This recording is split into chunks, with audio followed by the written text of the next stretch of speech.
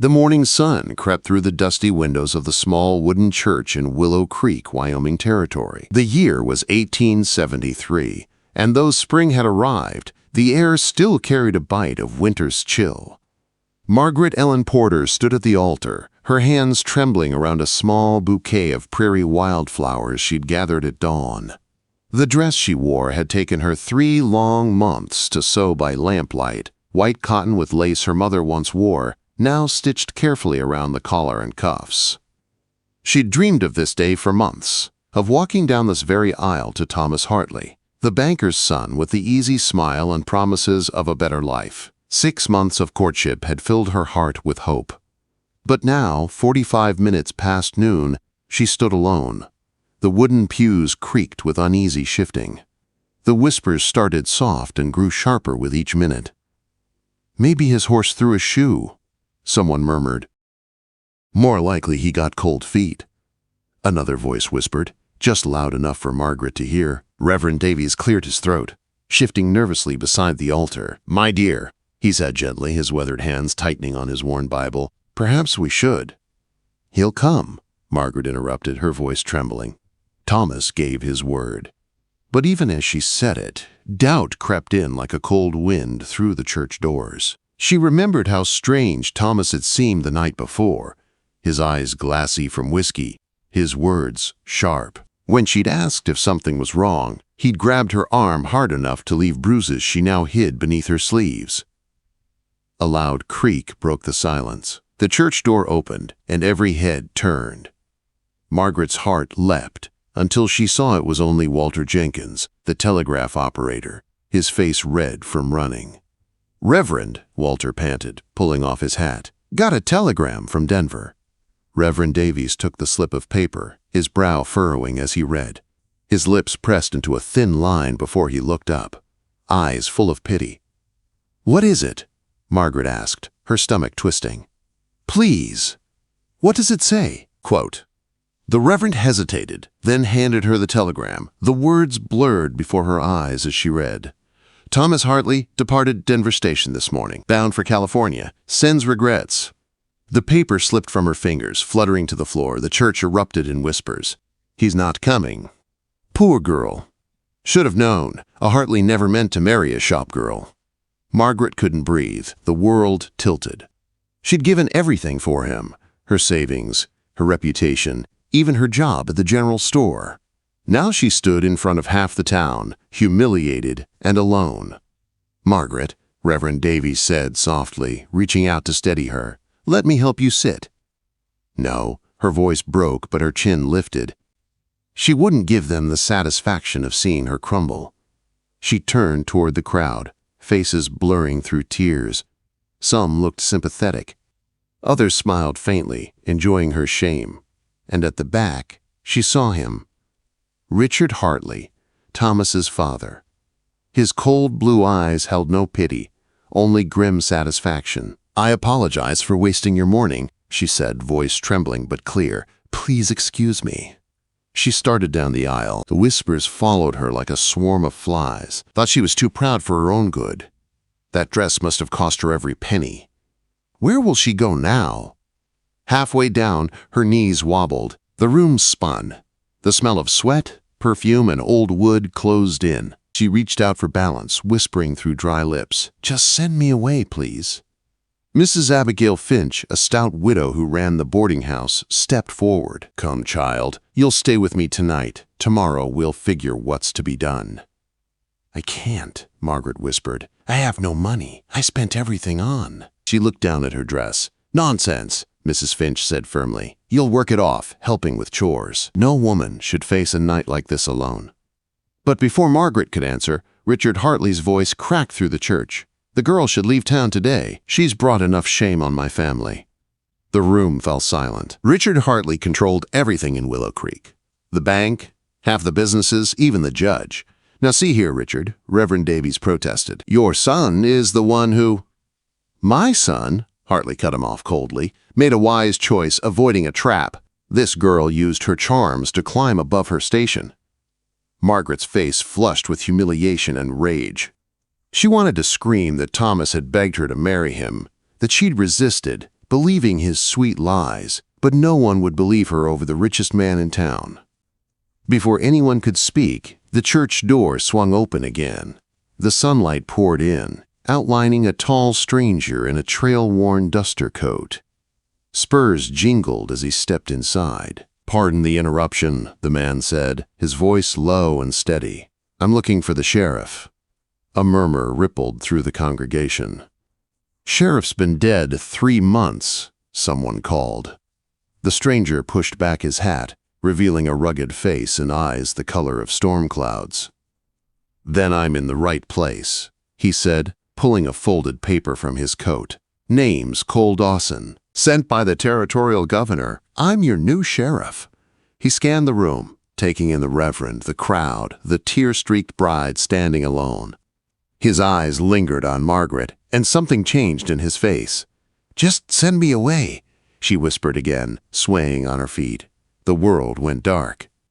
Strong arms caught her before she hit the floor.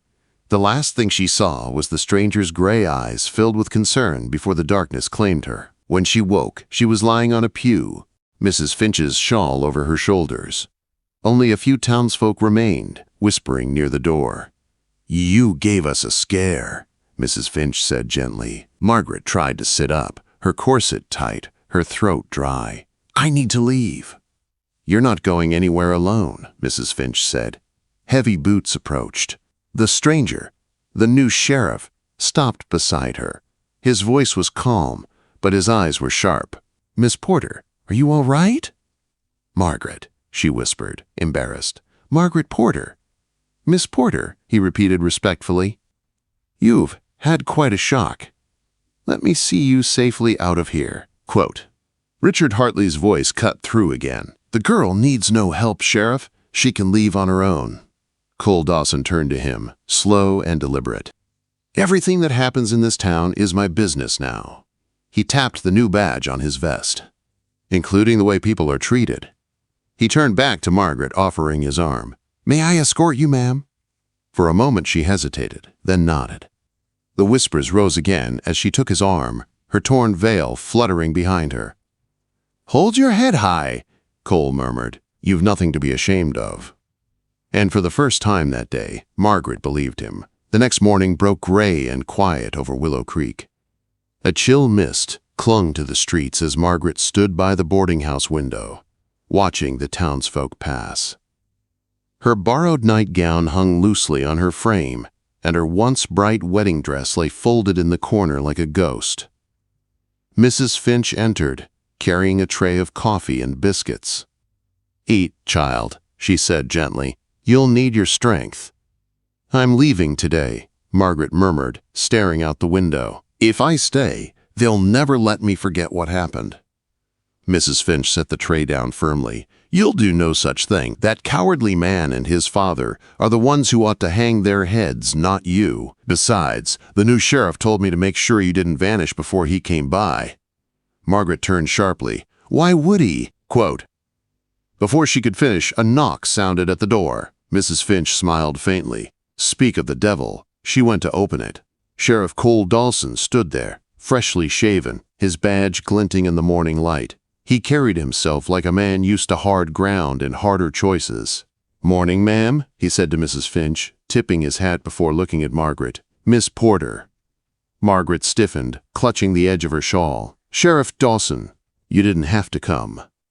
"Maybe not," he said, stepping inside, "but I make it a rule to check on anyone who faints dead away in church their first day in town." His tone was light, but his eyes searched hers. "You feeling steady enough to talk?" "I suppose so," she said quietly. "Mrs." Finch excused herself to the kitchen, giving them privacy. Cole took off his hat, resting it on his knee as he sat across from her. "I heard what happened yesterday," he said. "I'm sorry, Miss Porter. A woman deserves better than to be left standing at an altar." Margaret's hands tightened around her shawl. "Sorry doesn't change anything. My life's over here. Everyone saw, everyone knows."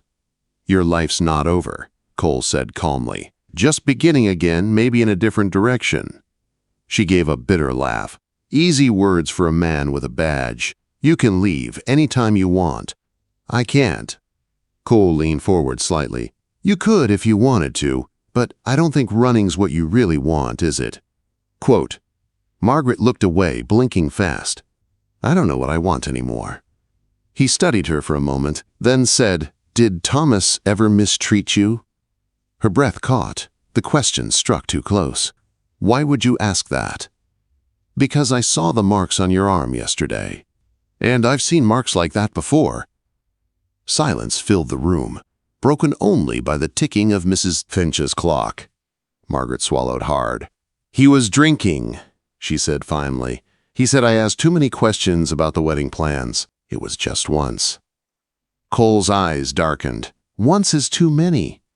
He didn't mean it, she whispered automatically, then stopped herself, shame flooding her cheeks. Maybe he did. Cole's voice softened. A man who lays hands on a woman in anger means it every time. She looked down, ashamed of defending Thomas even now. I don't know why I'm telling you this. Because you've been through hell, and someone should finally listen. Margaret's eyes filled with tears. What difference will it make? He's gone. Cole shook his head slowly. Men like him don't stay gone long. They come back when they think they can get away with it. And when he does, I'll be here. Why? She asked, her voice breaking. Why would you care about me? He hesitated, his jaw tightening. Because I've seen this before. My sister trusted a man like Thomas.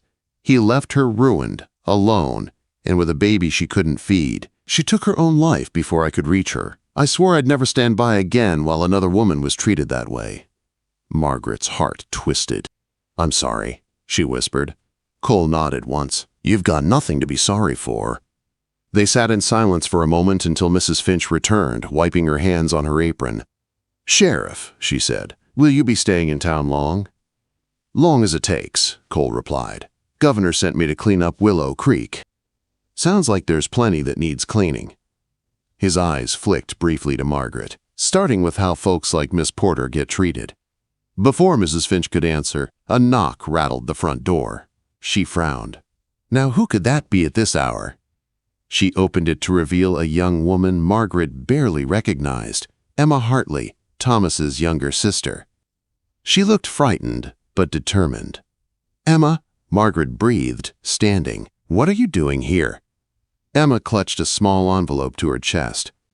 I came to give you this, she said, her voice trembling. Thomas told me to deliver it after the wedding. I'm sorry, Margaret. I didn't know what he'd done until this morning. She pressed the envelope into Margaret's shaking hands. Thomas's handwriting stared back at her. Elegant, familiar, and cruel. Cole stood, his presence filling the small room. You knew he wasn't coming, he said quietly. Emma nodded miserably. Father said it was better this way, that if Thomas left her at the altar, she'd be too ashamed to cause trouble. They planned it. The words hit Margaret like a slap. Her humiliation hadn't been an accident. It had been arranged. Why are you telling us this? Cole asked. Emma's brown eyes filled with tears. Because it's wrong. Because I'm tired of pretending my father's cruelty is justice. And because I found something. She reached into her reticule and pulled out another bundle. Old folded letters tied with ribbon. These belonged to a girl named Sally McKenna. Thomas promised to marry her 2 years ago. She took her life after he broke it off. I kept her letters hidden so Father wouldn't burn them. Cole took the bundle carefully, his jaw set like stone. This is evidence, he said, and I swear to you, Emma, I'll see justice done. Emma nodded, then turned to Margaret. I'm sorry for what they did to you. You deserve better than our name ever gave you. When she left, silence settled heavy as dust. Margaret stared down at the letter in her hand. Then, slowly, deliberately, she tore it in half. Nothing he writes matters anymore, she said. Cole's eyes softened. Good, because what matters now is what happens next. What happens next? She asked. He looked at her steadily. We hold the Hartleys accountable. Every last one of them. Mrs. Finch folded her arms. Then I'd say you'll have this whole town behind you. Outside, a wind picked up, rattling the window panes, carrying the faint toll of the church bell through the mist. For the first time since her world had fallen apart, Margaret felt something stir inside her, a small spark of strength, flickering but alive. And as Sheriff Cole Dawson stood by the window, watching the storm clouds gather over Willow Creek, she thought maybe, just maybe, she wasn't as alone as she'd thought. 3 nights later, the wind howled across Willow Creek like a restless spirit. The lamps along Main Street flickered in the gusts, casting long, shivering shadows. Inside Mrs. Finch's boarding house, Margaret was scrubbing dishes after supper when she heard the heavy slam of the front door. "Margaret Porter!" The shout froze her in place. The voice was unmistakable, Thomas Hartley's, slurred with drink and boiling with rage. Mrs. Finch rushed from the sitting room, eyes wide. "Stay here, child," she hissed. "I'll send for the sheriff." But before she could move, Thomas stormed into the hall, his fine clothes wrinkled, his hair disheveled, and his eyes wild. Behind him came 2 of his usual companions, half drunk and grinning like hyenas. "There she is," Thomas sneered, staggering forward, "the blushing bride who made me a laughingstock." Margaret's heart pounded, but she stood her ground. "You've done that yourself, Thomas. You humiliated me in front of the whole town." He gave an ugly laugh. "You think anyone cares about a shopgirl's feelings? You're lucky I even looked at you. My father was right. You were after my name and my money. Well, you won't get either." "I never wanted your money," Margaret said, her voice trembling but firm. "I wanted the man I thought you were." "Spare me your dramatics." Thomas's gaze darted toward Mrs. Finch. "Get out of my way, old woman. I came to settle things." Mrs. Finch didn't move. "You'll do no such thing in my house." Thomas shoved her aside roughly, and Margaret cried out, rushing to help. But he grabbed her wrist, his grip cruel and tight. "You've been spreading lies about me, haven't you?" he hissed. "Telling that new sheriff I beat you? Saying I made promises I didn't?" "You did hurt me," Margaret said, struggling to pull free. "And you made those promises. You just never meant to keep them." His face twisted with fury. "You think that badge-wearing fool can save you? He's nothing. My father owns this town. Always has." "Not anymore," said a calm voice from the doorway. Thomas spun around. Sheriff Cole Dawson stood in the entry, his hand resting casually on his holster, his gray eyes cold as winter steel. "Let her go," Cole said quietly. "This is none of your business, Sheriff," Thomas snapped, though his hand loosened slightly. "I'm warning you." "I don't take warnings from cowards," Cole interrupted. "Last chance, take your hands off her." For a moment, the 2 men stared each other down. Then, with a curse, Thomas released Margaret and stepped back. "You've overstepped your place, lawman. You don't know who you're dealing with." "I know enough," Cole said. "You broke the law when you raised a hand against this woman, and you'll answer for it." Thomas laughed harshly. "You planning to shoot me over a little argument?" "If I have to," Cole said evenly, "but I'd prefer to drag you to jail breathing. Now get out." Thomas's sneer faltered. He glanced at his friends for support, but neither met his eyes. "You'll regret this," he muttered, storming out into the street. Cole watched him go, his hand still hovering near his gun until the sound of boots faded. Then he turned to Margaret, his face softening. "Are you hurt?" She shook her head, though tears glistened in her eyes. "No, but Mrs. Finch—" "I'm fine," the older woman said briskly, straightening her shawl. "Takes more than a drunken pup to rattle me." Cole nodded. "Still, I'll post Deputy Carson outside tonight, just in case." "I can't let you risk your men for me," Margaret said. Cole gave a faint smile. "Protecting folks is the job, and you're worth protecting." Margaret's breath caught at the quiet sincerity in his voice. Before she could speak, heavy boots thudded again outside. The door burst open. And this time, it wasn't Thomas. It was Richard Hartley. He stood in the doorway like a storm in human form, dressed in black and radiating fury. "Sheriff Dawson," he said icily, "you've gone too far. You've turned my son's foolishness into a public spectacle. You're meddling in matters you don't understand." "I understand enough," Cole said evenly. "Your son's been terrorizing half this town, and you've been covering for him." Richard's lips curled. "You think anyone will believe a word from that woman? She's nothing, a nobody." Cole stepped closer, his voice low but deadly. You're wrong. She's everything you're not. Honest, decent, and brave." The older man's eyes burned. "Do you have any idea who I am?" "Yes," Cole said, his tone like a hammer striking stone. "And that's exactly why I'm not afraid of you." A long silence hung in the air. Then Richard said coldly, "You'll regret this. By morning, you'll be out of that badge and out of this town." He turned to leave, but Cole's voice stopped him. "You might want to pack a bag yourself, Mr. Hartley. I've sent word to Denver. The federal marshal's on his way. He'll be very interested in your bank records." For the first time, Richard Hartley's confident mask cracked. "What are you implying?"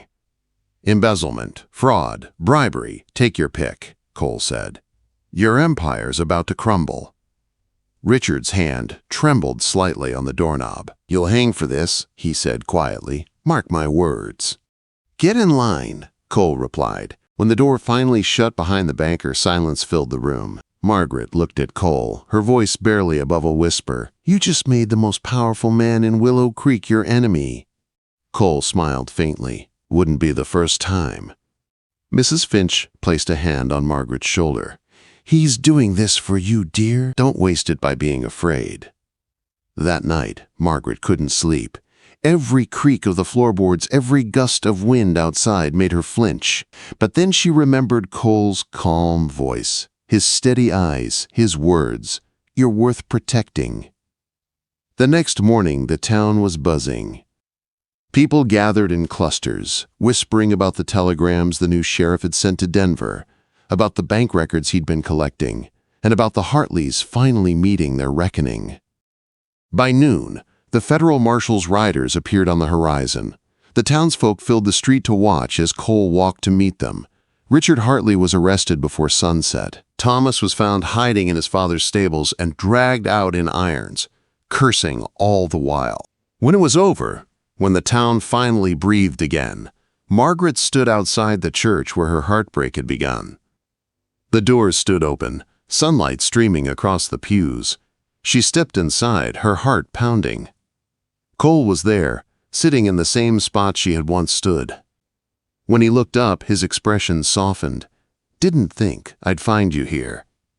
"I had to see it one last time," she said. "The place where everything ended and began." He nodded slowly. "Funny how life works that way." She smiled faintly. "What happens now, Sheriff Dawson?" He stood, removing his hat. "Now? Now I stop calling you Miss Porter and start asking permission to call on you proper." Margaret's heart skipped. "You mean—" "I mean," he said, stepping closer, "I'd like the chance to show you what a promise kept looks like." Her throat tightened. For the first time in months, her tears weren't from sorrow. "You already have," she whispered. Cole smiled, soft, real, and full of the warmth she'd long forgotten. He reached out, lifting the corner of her old veil from the pew beside her and brushing it gently across her cheek. "Just send me away," she whispered with a trembling laugh, echoing her words from that terrible day. "Not a chance," Cole murmured, his voice rough with feeling. "You're home now." He bent his head, and beneath the golden light slanting through the church windows, he kissed her, slow, certain, and full of everything she thought she'd lost. Outside, the wind swept through Willow Creek, carrying away the last of the whispers that had haunted her. Margaret Porter, the rejected bride, had become Margaret Dawson, the woman who stood tall beside a man who kept his word. And for the first time, the town of Willow Creek belonged not to power or money, but to truth.